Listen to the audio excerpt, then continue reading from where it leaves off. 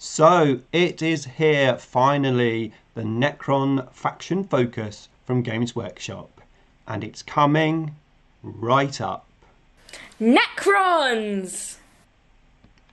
Nick speaking, and welcome to this live stream. I'm very excited. The Necron faction focus community post has just gone up, and we are going to take a look at it together. Welcome to everyone who's joining me in this stream. I hope you're as excited as I am. Let me know in the comments if you can hear me and see me okay, and then we'll crack on and have a look at this community post because I can't wait. Okay, we have Martin in the house. He says, woohoo! Hello, Martin. We have Christopher. We have Jar. Hello, Jar. I think those reanimation protocols suck. Well, I haven't even looked at them, so let's have a look because I wanted to do this live to get a real reaction of all of these new cool rules. So I think it's time to do it. So here we go. We have gone down. Hopefully you can still see me and hear me loud and clear. Perfect. Thank you, Chris, for confirming. All right, here we go. Warhammer 40,000 faction focus, Necrons. I am wondering whether this picture is going to stay on the front of the codex. I'm hoping we get a new picture, but I have a feeling we won't.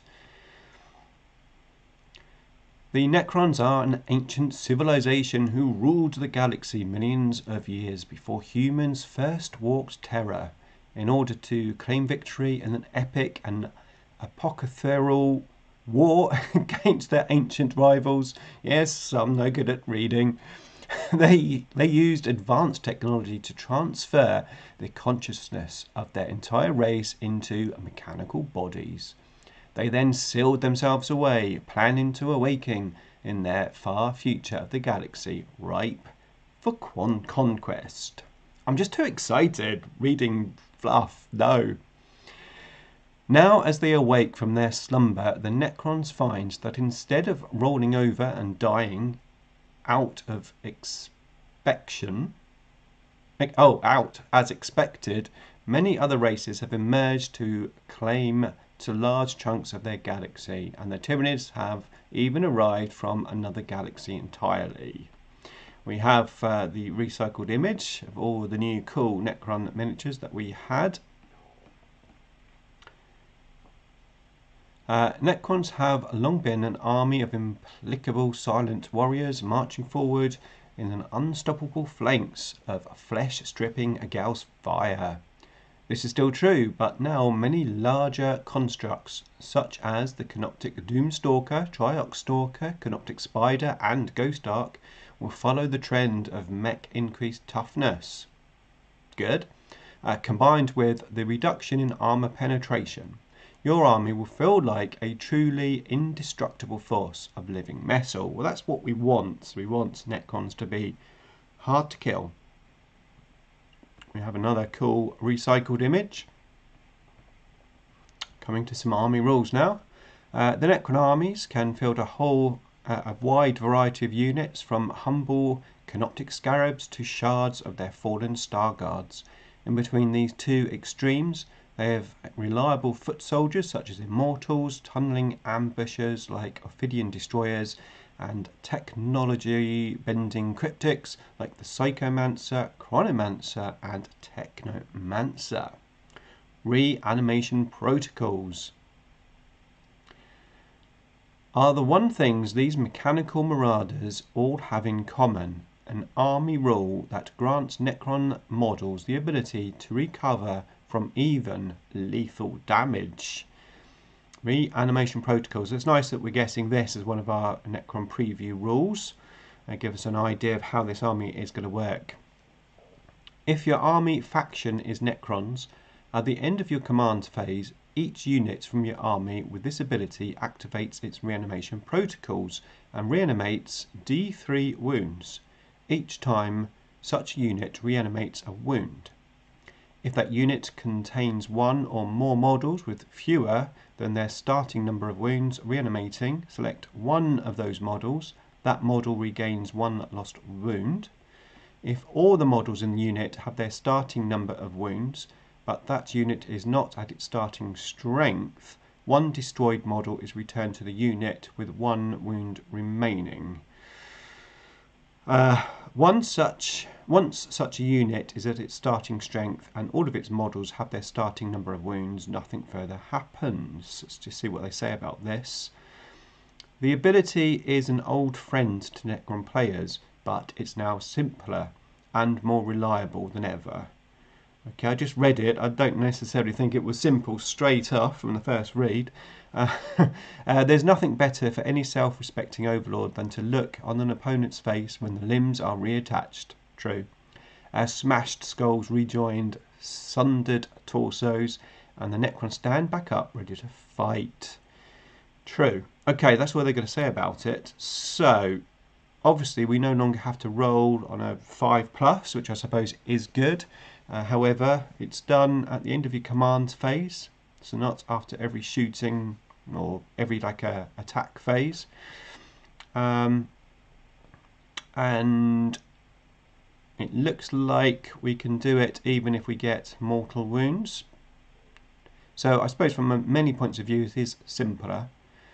But yeah, so you reanimate D3 lost wounds. I remember when the previous protocols, reanimation protocol came out for 9th edition.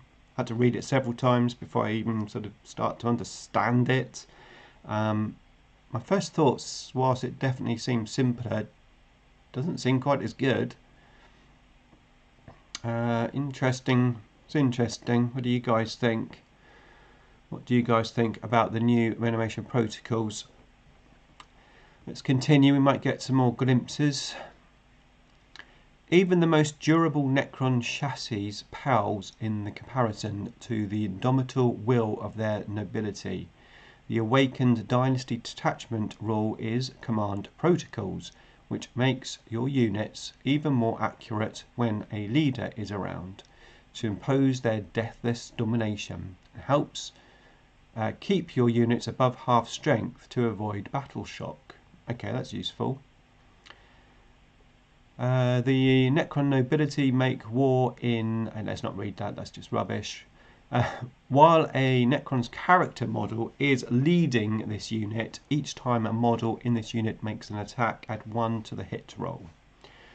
Okay, so does that mean that we're not going to have My Will Be Done anymore? Maybe this is how you get that +1 to hit roll.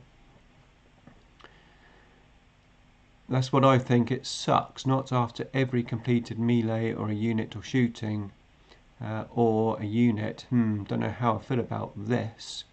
It's much more reliable, always works regardless of why they died. True. And it's nice and simple. True. Regain wounds first, then bring models back. Yeah. I think it's going to be overall definitely easier to grasp and play. Yeah.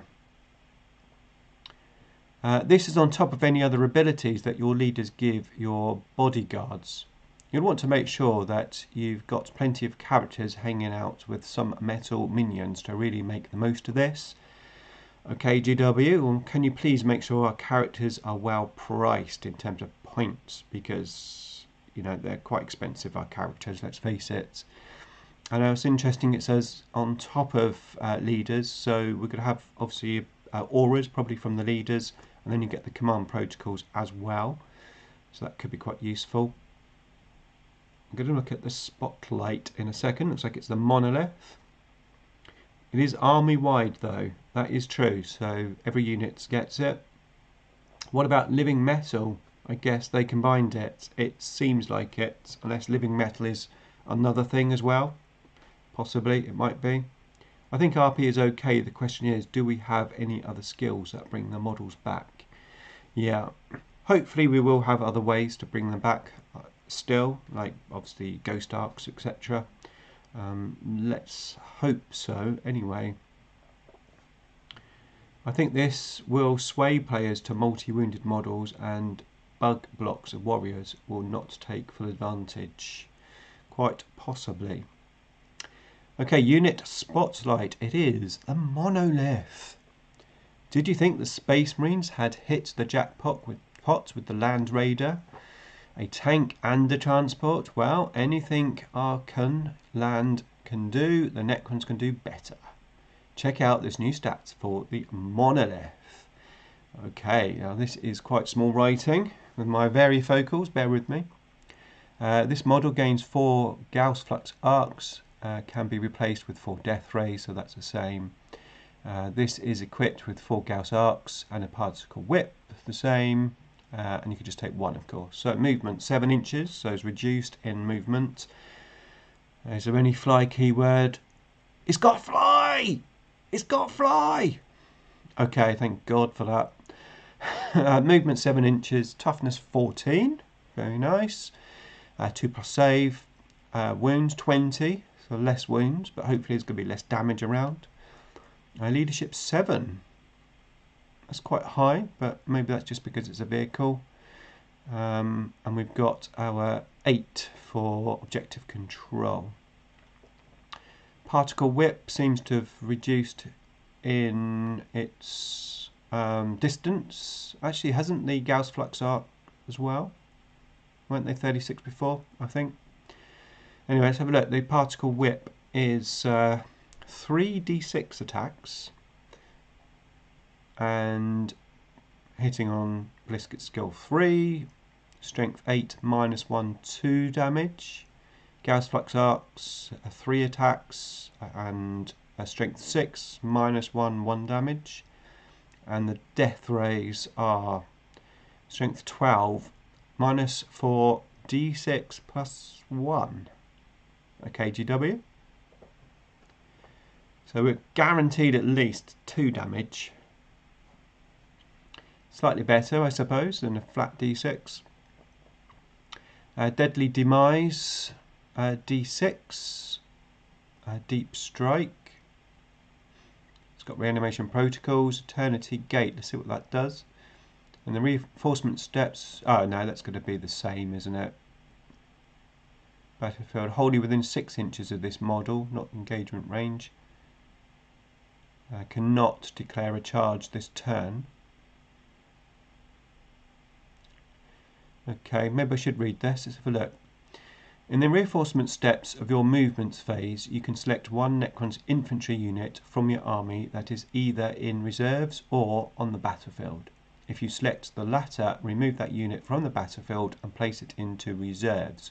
That unit is then set up anywhere on the battlefield that is wholly within 6 inches of the model and not within engagement range of any model. That unit cannot declare a charge. Okay, so you can move a unit. That's pretty decent. On the battlefield, 6 inches gives you a little bit more range. Yeah, 3d6 whip, but it's weaker. Everything is weaker. Yeah. Right, let's have a look at damage. 1 to 3 wounds remaining.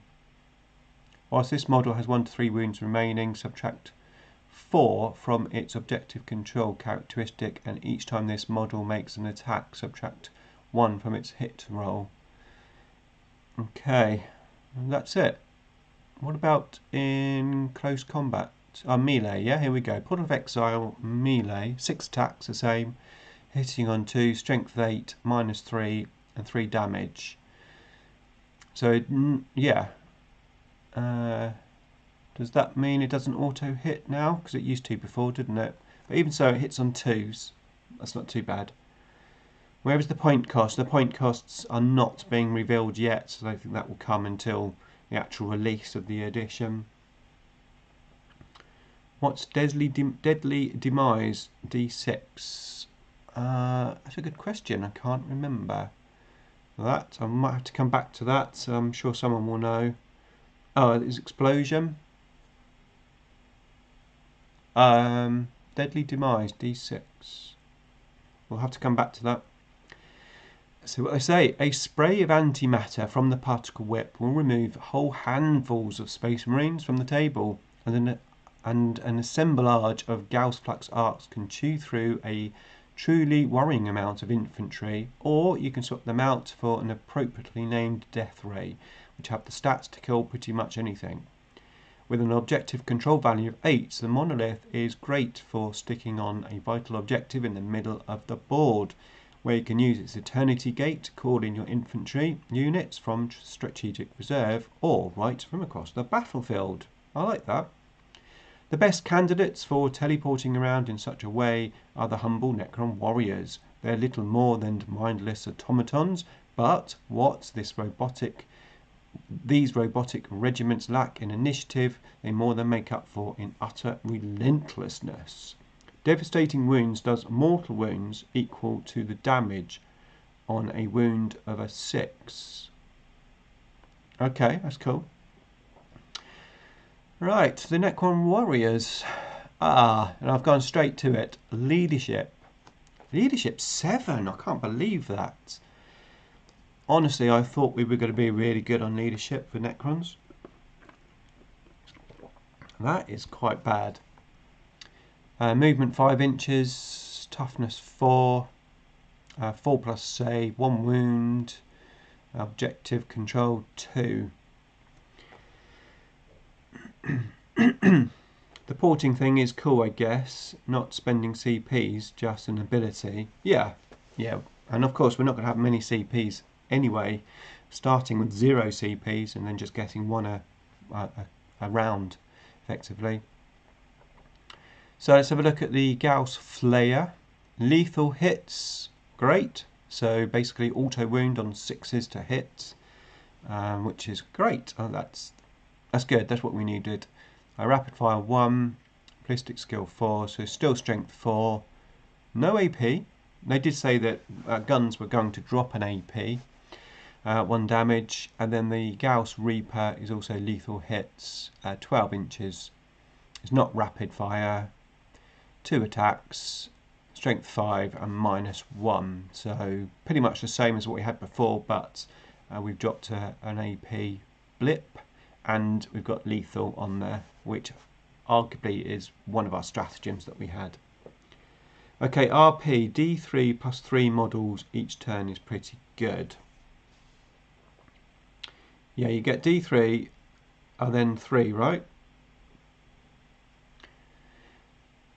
We haven't come to that yet, but here we go. So, their number is Legion. Each time this unit's reanimation protocols activate, it reanimates D6 wounds instead of D3 wounds, unless it is in range of an objective marker you control, in which case it generates D3 plus 3 wounds instead. Now that is good. Absolutely, that's nice. Keywords: infantry, battle line, and Necron warriors. Right, their number is Legion, makes the most of reanimation protocols. They just keep coming back, forcing your opponent to wipe them out entirely, which they may well be able to do, because don't forget, reanimation is now done in the command phase. So you have to wait a whole turn. Ouch. And all of the effort that's gone into your Necron warriors isn't going to the rest of your army. Yeah. Does it say unit size on here? It doesn't say unit size, does it? Interesting. I wonder if we can take up to 30. So warriors are for objectives. Got it, Games Workshop. Yeah. Weapon spotlight. I can see straight off this is the Doomsday Arc. Fingers crossed. The Necron warriors will kill a lot of enemies with their Gauss Flayers and Reapers through sheer weight of firepower. But if you really need to obliterate something absolutely right now, we might recommend the Doomsday Cannon. Okay, GW. Blast Heavy. Okay. 72 inches. Attacks. D6 plus 1. So a minimum of 2. Hitting on 3. Strength 15. So, yeah, that's pretty good. You're going to be wounding most things on 3, potentially on 2s. AP -4, so we've lost a blip of that, which we knew about. And damage. There is a Star Guard. Damage 4. We'll take that. I think we will take that. I would have liked 3 plus D3 just to have that chance of getting a little bit more damage, but a fixed 4 damage is very nice indeed. And whilst we have random attacks still, at least we've got that +1. So potentially, you know, if you're rolling high, you're going to do a lot of damage. If you're rolling low, then at least you're going to get a minimum of 1. Range 72 inches. Yes, very long. Overwhelming obliteration. In your movement phase, if this model remains stationary until the end of the turn, its Doomsday Cannon has the Devastating Wounds ability.